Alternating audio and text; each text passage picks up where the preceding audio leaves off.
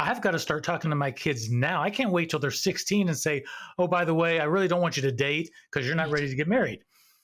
So start those conversations early with your kids so that they can get used to your expectations and why those you believe those are wise expectations.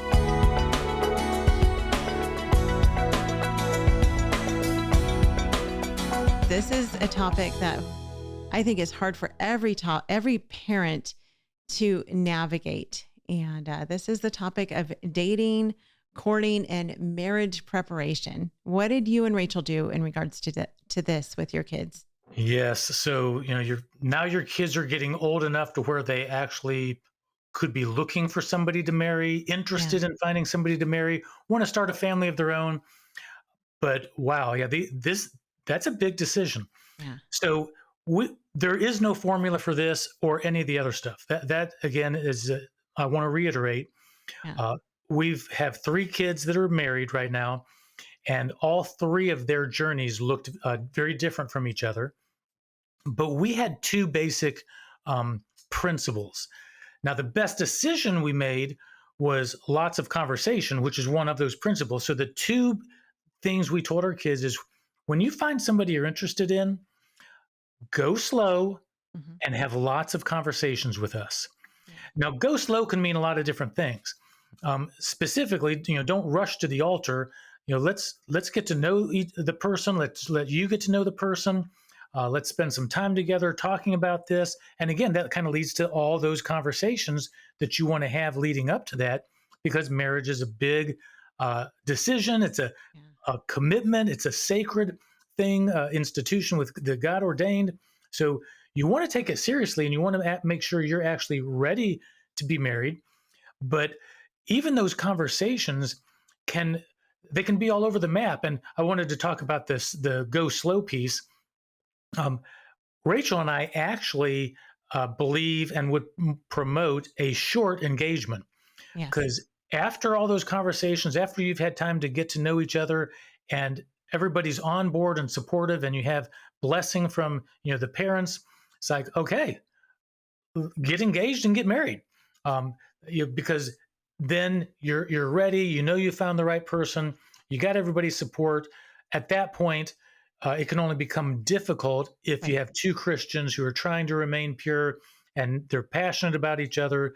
And you know, why are we waiting for Right. a year or two or three for a long engagement?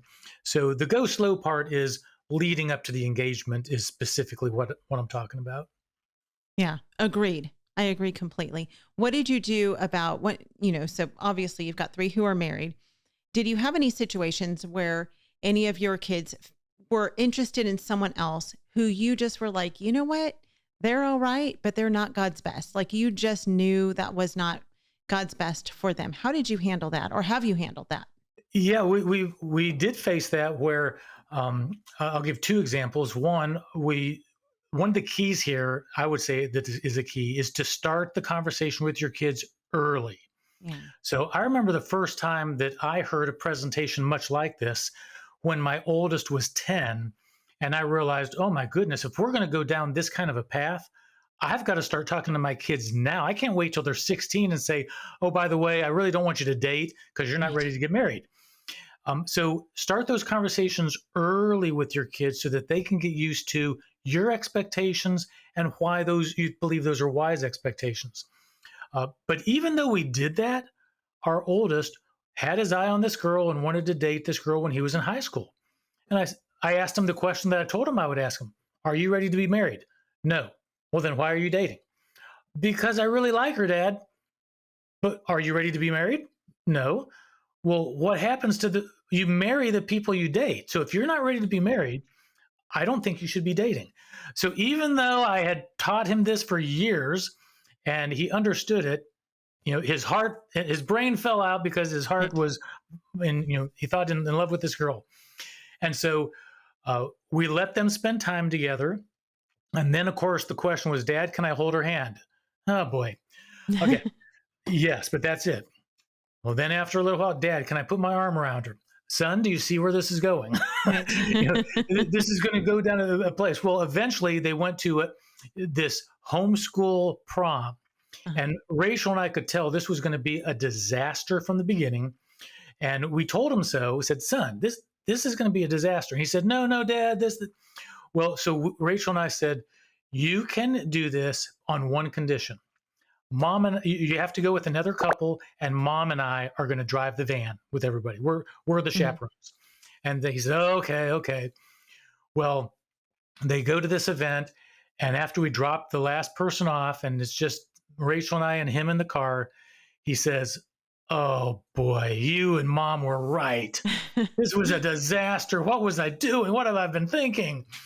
So some kids have to learn, I'll say, through the Yeah. school of hard knocks and through some experience, and that can test your patience as a parent. Yeah. But again, we had lots of conversations. Yep. So again, it's never going to go exactly according to textbook. Sure. Everyone's going to look different. And we had one daughter who was dating somebody. We actually thought it was a pretty good situation at the beginning.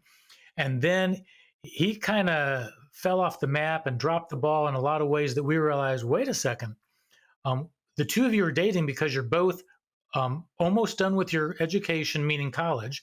Mhm. And we think you're good matches. So we had no problem with you dating for the purpose of getting married in a year or two. But now you're not acting like the young man you were 6 months ago. What gives? Well, then it got worse, and we started having to talk to our daughter and saying, do you see what's happening? He's not your man anymore. He obviously isn't into you like you think he is.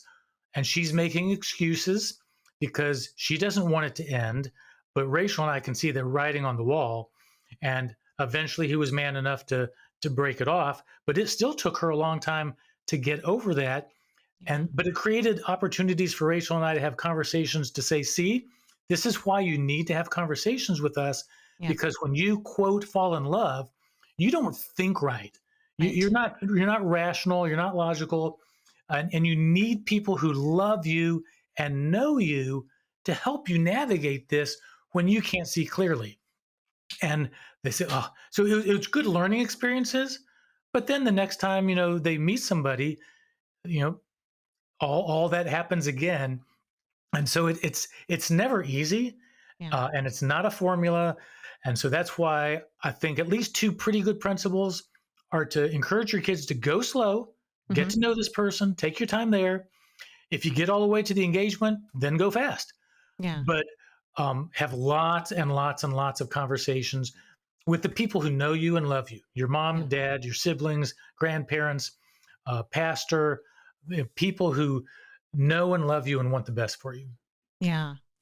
It is so exciting to be able to have the time that we have as homeschool parents to build that relationship with our kids. We've talked a lot about this on the podcast, and that homeschooling allows us to build a relationship that's a little bit different than it might be if our kids were away from us for most of their childhood. And when you have that relationship with them, they learn to trust you. And when they trust you, hopefully they will heed your advice, especially when it comes to dating and marriage. And that, because, man, marrying the wrong person can break you as an adult. I mean, it can truly ruin who you are as a person. And so, we always tell our girls it's best to wait for God's best. Don't ever settle just because you're desperate to be married. And of course, they're not at that point yet. But I want them to just know, don't ever settle just because you're desperate. Wait for God's best. It's always worth it. It's worth waiting for God's best than to marry out of desperation and marry the wrong person. Though I will say, once you marry that person, they become the right person. Exactly. Because you've now committed to a relationship with them and made a covenant with the Lord. Homeschool Insights is sponsored by CTC Math. If you're looking for a great online math program, visit ctcmath.com and try it for free. For more great homeschool inspiration and resources, listen to the Schoolhouse Rocked podcast every Monday, Wednesday, and Thursday.